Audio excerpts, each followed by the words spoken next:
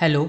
आज हम लोग इस वीडियो में पैलिंड्रोम नंबर के बारे में पढ़ने वाले हैं। पैलिंड्रोम नंबर एक ऐसा नंबर है जो कि आपको मोस्टली प्रोग्रामिंग लैंग्वेज में पूछा जाएगा, भले आप जावा पढ़ें, चाहे आप सी पढ़ें, चाहे आप पाइथन पढ़ें, आपको पैलिंड्रोम नंबर वाला प्रोग्राम कराया ही जाएगा। आज हम इस वीडियो में जानेंगे पैलिंड्रोम नंबर क्या होते हैं, आखिर किस तरीके से पता करते हैं कि पैलिंड्रोम नंबर ये है कि नहीं है, उसका एल्गोरिदम समझेंगे और लास्ट में एक प्रोग्राम को सॉल्व करेंगे जिसमें कि ये होगा कि यूज़र से हमें एक नंबर को इनपुट कराना होगा और पता करना होगा कि वो नंबर पैलिंड्रोम नंबर है कि नहीं। अगर पैलिंड्रोम नंबर है तो एक मैसेज प्रिंट करना होगा, नहीं है तो उसके लिए एक और मैसेज प्रिंट करना होगा। इसका जो कोड होगा वो मैं आपके सामने ही ब्लूजे के अंदर टाइप करूंगा और हर एक लाइन को एक्सप्लेन करूंगा जैसा कि मैंने किया है अभी तक जितने प्रोग्राम कराए हैं। और जो कोड बनेगा उसको मैं यहाँ पर अटैच कर दूंगा और इन नोट्स को आप वीडियो के डिस्क्रिप्शन से फ्री ऑफ कॉस्ट डाउनलोड कर सकते हैं। वीडियो के डिस्क्रिप्शन में इसका डाउनलोडिंग लिंक आपको मिल जाएगा। तो चलो यार, अब वीडियो को स्टार्ट करते हैं और पैलिंड्रोम नंबर के बारे में पढ़ते हैं।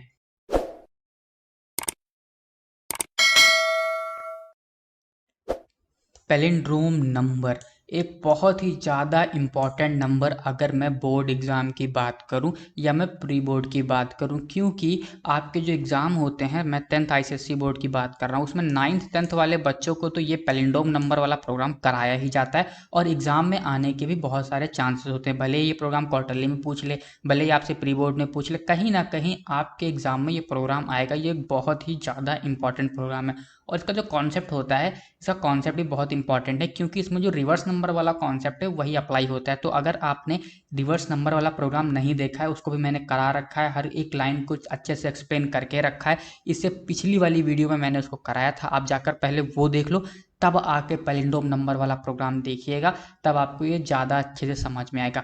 फिलहाल के लिए देखते हैं कि आखिर पैलिंड्रोम नंबर होते क्या हैं। पैलिंड्रोम नंबर वो नंबर होते हैं जिनको हम लोग उल्टा करने पे वही नंबर मिल जाए। जैसे 121, अगर आप इसको उल्टा करोगे तो क्या होगा? 121 ही होगा ना। अगर मैं बोलूँ 151, तो 151 का उल्टा क्या होगा? 151 ही होगा। मतलब कि उल्टा सीधा एक समान, जिसको उल्टा करने पर भी हमें वो नंबर मिल जाए, वो नंबर होता है पैलिंड्रोम नंबर। कोई भी नंबर जिसको हम उल्टा करें और उल्टा करने पे हमें वही डिजिट मिल जा रही है, तो वो है पैलिंड्रोम नंबर। तो ये होता है पैलिंड्रोम नंबर। अब हम लोग किस तरीके से पता करते हैं कि ये नंबर पैलिंड्रोम नंबर है कि नहीं है, इस चीज़ के बारे में बात कर लेते हैं। देखो, यहाँ पर मैंने एल्गोरिदम लिख रखा है जिसमें मैंने ये बता रखा है कि आखिर किस तरीके से हम लोग फाइंड करते हैं कि given number is palindrome number or not. देखो, हमें करना क्या होता है, सबसे पहले हमें एक नंबर को इनपुट करना होता है और उस नंबर को रिवर्स कर लेना होता है और रिवर्स करके उसे किसी दूसरे वेरिएबल के अंदर स्टोर कर देना है। मतलब कि अगर हमने एक नंबर जैसे 121 है, उसको n के अंदर स्टोर किया, तो हमें क्या करना होगा, इस नंबर को पहले रिवर्स करना है और रिवर्स करने के बाद किसी दूसरे वेरिएबल में सेव कर देना है। जैसे a हो गया, b हो गया, कोई भी वेरिएबल, उसमें इसका रिवर्स जो कि होगा 121, उसको हमें स्टोर कर लेना है। उसके बाद हमें चेक करना है कि ये जो दोनों नंबर हैं जो इन दोनों वेरिएबल में पड़े हैं, वो दोनों इक्वल हैं कि नहीं है। अगर n ए के इक्वल है तो उस केस में वो होता है पैलिंड्रोम नंबर। अगर एन ए के इक्वल नहीं है तो उस केस में वो पैलिंड्रोम नंबर नहीं होता है। इसी चीज़ को मैंने यहाँ पर लिख रखा है, आप चाहें तो इस नोट में से पढ़ सकते हैं। देखो, किसी नंबर को रिवर्स कैसे करते हैं, इस चीज़ के बारे में मैंने एक सेपरेट वीडियो बना रखी है जिसमें मैंने बहुत अच्छे से और डिटेल में पढ़ा रखा है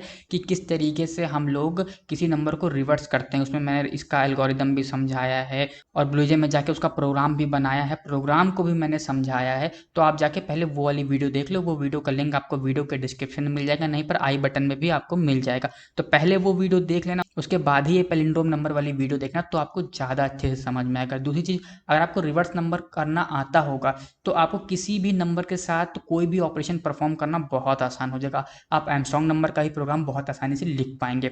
तो मैं आपको यही सजेस्ट करूंगा कि रिवर्स नंबर वाली वीडियो जाकर देख लो, वीडियो का लिंक डिस्क्रिप्शन में भी है और आई बटन में भी है। तो यहाँ पर ये चीज़ समझो कि हमें सबसे पहले एक नंबर लेना है, उस नंबर का रिवर्स निकाल के दूसरे वेरिएबल में सेव करना है और उन दोनों वेरिएबल को कंपेयर कर लेना है। अगर उन दोनों की वैल्यू इक्वल है तो वो पैलिंड्रोम नंबर होगा, नहीं तो नहीं होगा। इस एल्गोरिदम का यूज़ करके हम लोग फाइंड करते हैं कि कोई नंबर पैलिंड्रोम नंबर है कि नहीं है। तो चलो यार, एक प्रोग्राम को सॉल्व करते हैं जो कि ये चेक करे कि जो नंबर हम लोगों ने इनपुट किया है वो पैलिंड्रोम नंबर है कि नहीं है। सो ये है वो प्रोग्राम जिसको हम लोग यहाँ पर सॉल्व करने वाले हैं। Write a program that accept a number and check given number is palindrome number or not. If given number is palindrome number then print a suitable message, otherwise also print a suitable message that so number is not palindrome. हमें एक programme बनाना है जो कि user से terminal window पे एक number को input करे, चेक करे वो नंबर पैलिंड्रोम नंबर है कि नहीं है। अगर वो नंबर पैलिंड्रोम नंबर होता है तो हमें एक सूटेबल मैसेज प्रिंट कर देना है, जैसे given number is a palindrome number. But अगर वो नंबर पैलिंड्रोम नंबर नहीं होता है तो उस केस में भी हमें एक मैसेज को शो करना है जो कि ये बताए कि जो नंबर आपने इनपुट किया है वो पैलिंड्रोम नंबर नहीं है। हम लोग इस एल्गोरिदम का यूज़ करने वाले हैं इस प्रोग्राम को बनाने के लिए। तो चलो यार ब्लूजे को ओपन करते हैं और इस प्रोग्राम को बनाना स्टार्ट करते हैं। सो यार यहाँ पर मैंने ब्लूजे को कर लिया है ओपन, और सबसे पहले मैं क्या करूँगा, एक नई क्लास को क्रिएट करूँगा जिसका मैं नाम दे दूँगा पैलिंड्रोम, और इस क्लास के अंदर मैं कोडिंग करना स्टार्ट करूँगा। अब मुझे यहाँ पर यूज़र से नंबर को इनपुट कराना है टर्मिनल विंडो पे, तो उसके लिए मैं यहाँ पर स्कैनर क्लास का यूज़ करूँगा। तो आप सबको पता है कि जो स्कैनर क्लास है वो जावा डॉट यूटिल पैकेज में पाई जाती है, तो मैं जावा डॉट यूटिल पैकेज को इम्पोर्ट कर लेता हूँ। उसके लिए मुझे लिखना होगा import Java dot util dot asterisk. इतना करके मैंने जावा डॉट यूटिल पैकेज को इम्पोर्ट कर लिया है। अब मैं क्या करूँगा, यहाँ पर एक क्लास को क्रिएट करूँगा, लिखूँगा क्लास, और क्लास का नाम दे दूँगा पैलिंड्रोम। उसके बाद यहाँ पर मुझे मेन फंक्शन को कर लेना है डिक्लेयर, लिखूँगा public static void and main, और लिखूँगा string and argument string ARGS। उसके बाद मैं यहाँ पर स्कैनर क्लास के ऑब्जेक्ट को क्रिएट कर लूँगा। उसके लिए लिखूँगा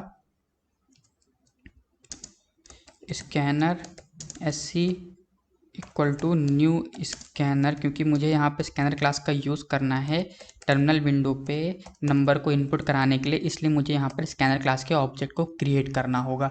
तो यहाँ पर मैंने scanner SC equal to new scanner करके स्कैनर क्लास के ऑब्जेक्ट को क्रिएट कर लिया है। अब मुझे क्या करना है, यहाँ पर वेरिएबल को डिक्लेयर करना है। देखो यहाँ पे कितने वेरिएबल यूज़ होंगे, जितने वेरिएबल रिवर्स नंबर वाले में यूज़ होते थे उतने ही यहाँ पर यूज़ होंगे। तो सबसे पहले मैं लूँगा I, उसके बाद मैं ले लूँगा N, उसके बाद मैं ले लूँगा K, उसके बाद मैं ले लूँगा S, ठीक है। और उसके बाद मैं यहाँ पे मैसेज दूंगा system dot out dot print LN, और कर दूंगा इंटर एनी नंबर। उसके बाद लिखूँगा n equal to SC dot next int. SC dot next int मैंने इसलिए लिखा ताकि हम लोग यूज़र से जो नंबर इनपुट कराएं वो n के अंदर स्टोर हो जाए। इंट इसलिए लिखा क्योंकि इसका जो डेटा टाइप था वो इंट है, और SC डॉट नेक्स्ट INT का यूज़ करके हम लोग टर्मिनल विंडो की वैल्यू को n में स्टोर कर सकते हैं। तो यहाँ पर हम लोगों ने यूज़र से एक नंबर को n के अंदर इनपुट करा लिया। अब मुझे क्या करना है, इस नंबर को करना है रिवर्स। तो रिवर्स के लिए हम लोग क्या सबसे पहले लिखते हैं I इक्वल टू n, मतलब जो n की वैल्यू होगी जो यूज़र वहाँ पे इनपुट करेगा उसको मैंने I की वैल्यू बना दी। उसके बाद हम लोग लिखते हैं I greater than equal to 0, मतलब ये लूप तब तक चले जब तक I की वैल्यू 0 से बड़ी है। फिर हम लोग लिखते हैं I equal to I divided by 10, ताकि जितनी बार डिवाइड हो, जितनी बार ये लूप एग्जीक्यूट हो, उतने टाइम्स जो I की वैल्यू है वो पीछे से एक डिजिट को कम कर दे। उसके बाद मैं लिखूँगा K equal to I mod 10। इससे ये होगा कि जो पीछे की एक वैल्यू है वो k की वैल्यू हो जाएगी, और हर बार जो k की वैल्यू होगी वो s इंटू 10 प्लस k का यूज़ करके s में अटैच होती जाएगी। यहाँ पर मैंने एक गलती कर दी, गलती ये कर दी कि s की वैल्यू यहाँ पर मैंने इनिशलाइज नहीं की। मैंने आपको रिवर्स नंबर में बताया था कि हमें s की वैल्यू इनिशियल 0 कर देनी है, ताकि जब 0 10 से मल्टीप्लाई हो तो उस केस में वहाँ पर 0 आए। तो यहाँ पर s इंटू 10 प्लस के मुझे करना है, और इसके बाद मुझे जो मेरा नंबर होगा वो रिवर्स होके एस के अंदर स्टोर हो गया होगा। अब मुझे करना क्या है, मुझे लिखना है n double equal to s। ये चीज़ मैंने क्यों किया, ये चीज़ मैं आपको समझाता हूँ। देखो जो मैंने नंबर यूजर से इनपुट कराया था वो n में है, और जो नंबर मैंने रिवर्स किया है वो किस में स्टोर होता है, वो s के अंदर स्टोर होता है।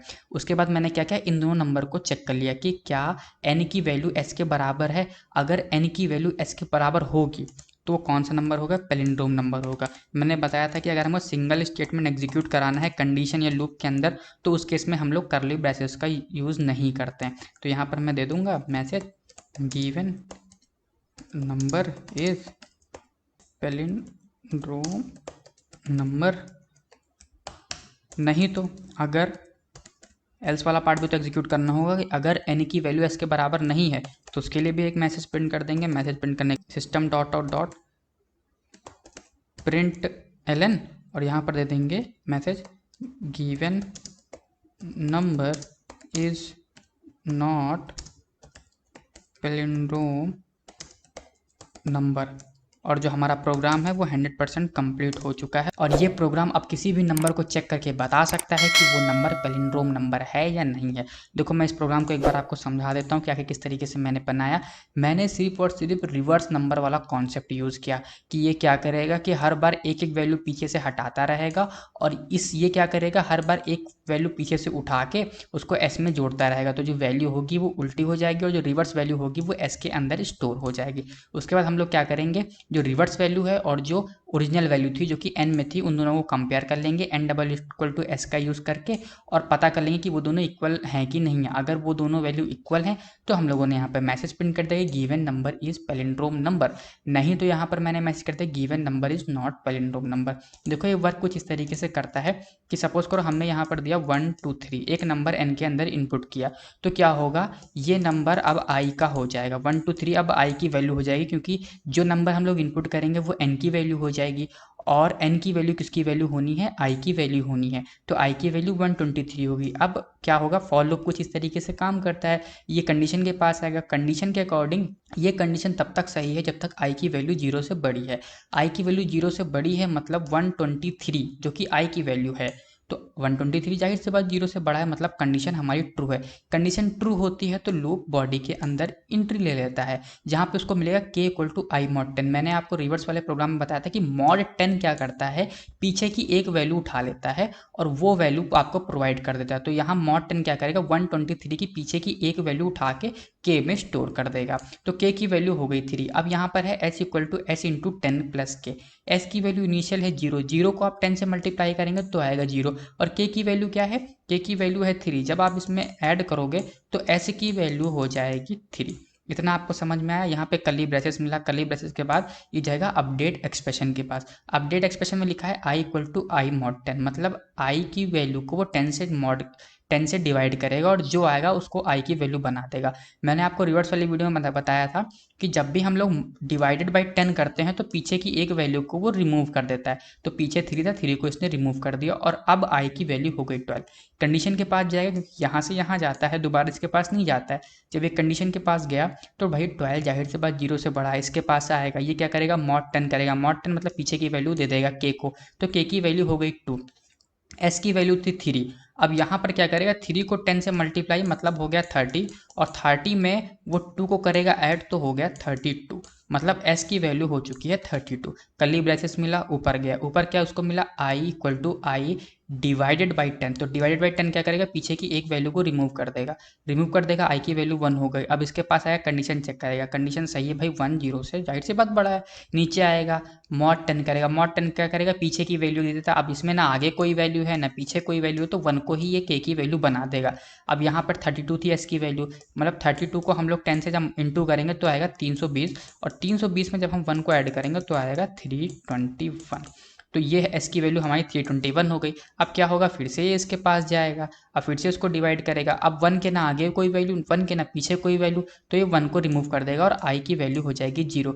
अब जब कंडीशन के पास आएगा, अब जो 0 है वो 0 से बड़ा तो है नहीं, 0 0 के इक्वल है, तो उसके इसमें कंडीशन हो जाएगी फॉल्स, और जो ये लूप है ये हो जाएगा स्टॉप। स्टॉप होने के बाद वो नीचे आएगा, नीचे आने के बाद जो एस की वैल्यू है मतलब 321, और जो एन की वैल्यू है मतलब 123 एन की वैल्यू क्या थी 123, क्योंकि यहाँ पर मैंने एन में कोई अपडेट नहीं की, मैंने आई की वैल्यू यहाँ पे अपडेट की थी, तो एन की वैल्यू तो 123 ही है। तो इन दोनों को मैच करेगा क्या, 123 और 321 एक दूसरे के इक्वल है, आंसर है नहीं, तो उस केस में वो इफ पार्ट ना एग्जीक्यूट करके एल्स वाला पार्ट एग्जीक्यूट करेगा। जब हमारी कंडीशन गलत होती है तो उस केस में एल्स पार्ट एग्जीक्यूट करता है, तो हमारे सामने मैसेज प्रिंट कर देगा given number is not a palindrome number. तो कुछ इस तरीके से ये प्रोग्राम काम करेगा। तो चलो इस सारी चीज़ों को रिमूव करके इसको हम लोग रन करना स्टार्ट करते हैं। प्रोग्राम को किया compile, class compile, no syntax error, इसको हम लोग जाके रन करते हैं।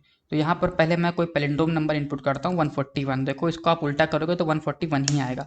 तो देखो गिवन नंबर इस पैलिंड्रोम नंबर, इसने मैसेज कर दिया।